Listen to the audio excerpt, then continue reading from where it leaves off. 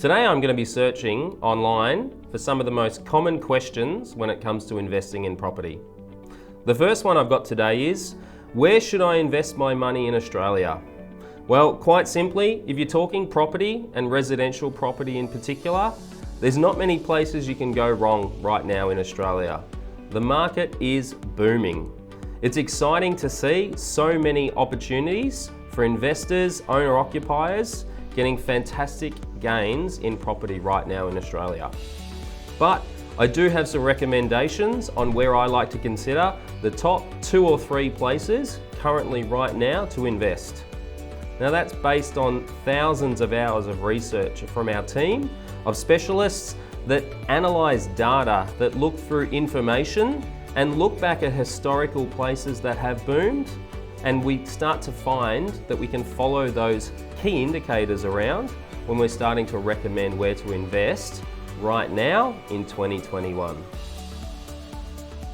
Okay, so the next one that we've got here is, where should I invest in Brisbane in 2021? Now, we can't go far anywhere in the country without talking about Brisbane right now. This will be Brisbane's decade. For many years, Brisbane has been the poor cousin to Melbourne and Sydney. Not this decade. This decade is Brisbane's decade, and with the exciting announcement of the 2032 Olympics, that's only going to exacerbate all of the amazing infrastructure and money being invested up there currently. I personally invested in Brisbane earlier this year and already have seen quite significant gains in my property. So we would be heavily recommending that this is an option you could come and talk to one of the Reventon team about right now. The next one I would be talking about would be, where should I invest in property in 2021 in Australia? Again, you know, this is relevant. We're in Australia, we're talking about investing in Australia right now. So there isn't, in my opinion, many better places to invest right now in our beautiful sunburnt land. But as I mentioned before, there's not many places you can go wrong at the minute. It's a matter of working out where are my top 2 or 3 best options and what's going to be that number 1 hotspot that I should be putting my money in right now. Okay, the next most searched item is, should I invest in property in the UK? I'm not the best person to answer that, unfortunately. What I can tell you is, if you want to invest in Australia right now, please give us a call, spend some time with one of our fantastic friendly team members who can give you all the information about the hotspots to invest right now in Australia. So another key one here is, should I invest in a house or an apartment? Now that doesn't include all the residential asset classes there. There's obviously townhouses, townhomes. Now they are very different. Speak to one of our team to find out a little bit more. But the difference between an apartment and a house could be many different reasons, and it's a matter of fitting in specifically to what you're after. What is the end goal with this property? Are we after cash flow? Are we after capital growth? Because that may determine exactly what you're after and what type of property will best suit your needs. Okay, the next one we have is, where should I invest my super? Now that's a fantastic question, and one that we get asked many times here at Reventon. So we know that superannuation is such an integral part of people's retirement.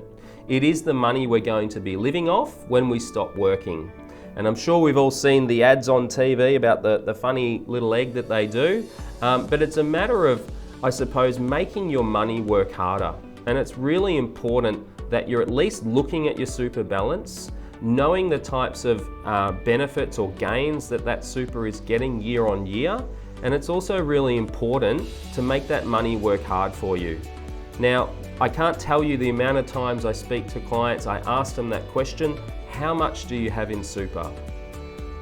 Too many times the answer is, I don't know.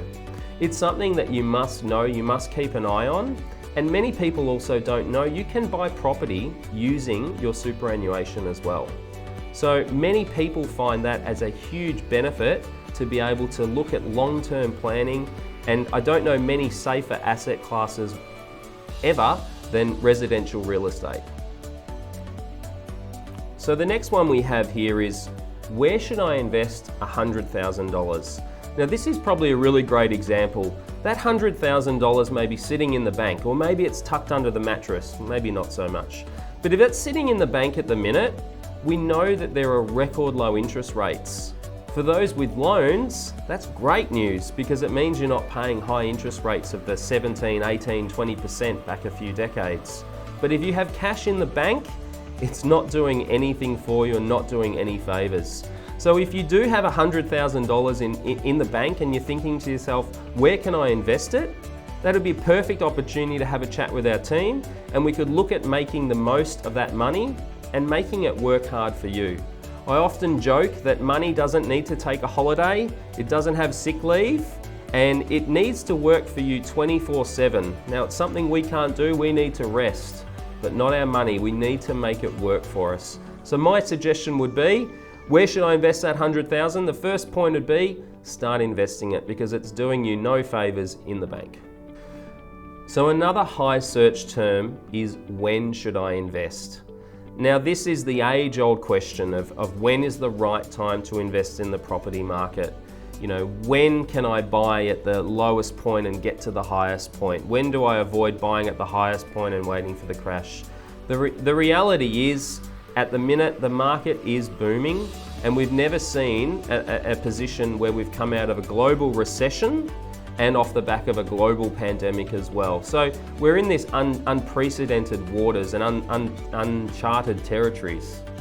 The exciting thing is, I suppose, there isn't a bad time to invest your money, and if you get the right advice, you're confident with that decision, you're able to progress and move forward financially. So for me, I often speak to clients and I ask them the question, if they could go back in time 10 years ago and buy the house next door to them, what would that be worth today? Now it's the same concept if you ask that question right now in 2021, when should I invest? The answer is always the same, yesterday, last week, last month, last year. There's never a bad time to invest as long as you've been given the right information and you're confident with that. And another great one here is, should I invest my money in shares or in property? Now that's a common question that we get all the time as well. For me, it's a matter of diversifying. It's a matter of giving yourself options and not having all of your eggs in one basket. Shares can be fantastic, and at the minute, the market can be very, very beneficial for a lot of people. However, there are risks. Now there's risks with any investment, and I believe the safest asset class over the last few decades has been residential real estate. So the short answer is, yes, you should be looking at both investing in shares a small amount or diversifying and spreading some risk, but there isn't much safer out there right now to invest in than residential real estate. And there's one more here. Where should I buy an investment property in Melbourne? Now that's a very common question we get here at Revington. Obviously we're located here on beautiful St Kilda Road here in Melbourne, and we're headquartered in Melbourne. Many people who are Victorian based are often asking us that same question. Where in Melbourne should I buy right now? And to be honest, Melbourne is absolutely booming. You know, the central business district of Melbourne is probably suffering the most, and the outer suburbs and the regions are probably doing better than inner suburbs. So if you're looking at buying an investment property, again, it's a matter of getting that advice, speaking to a team of experts to be able to point you in the right direction when it comes to specifically where should you buy in Melbourne. And also, what types of property should you be buying in Melbourne as well? That's really important. There's many different types of property, and you don't just have to look at the traditional house and land options or house options. There's many other options that can fit into many other budgets as well. So those were some great questions, guys. Thanks so much for your time. If you're interested in finding out more, as I mentioned, getting educated and getting that financial literacy, then please reach out to one of the team here at Revington. Book in for a no obligation consultation with one of our friendly team members and one of our financial experts, either in our office or we'd be happy to do via video call.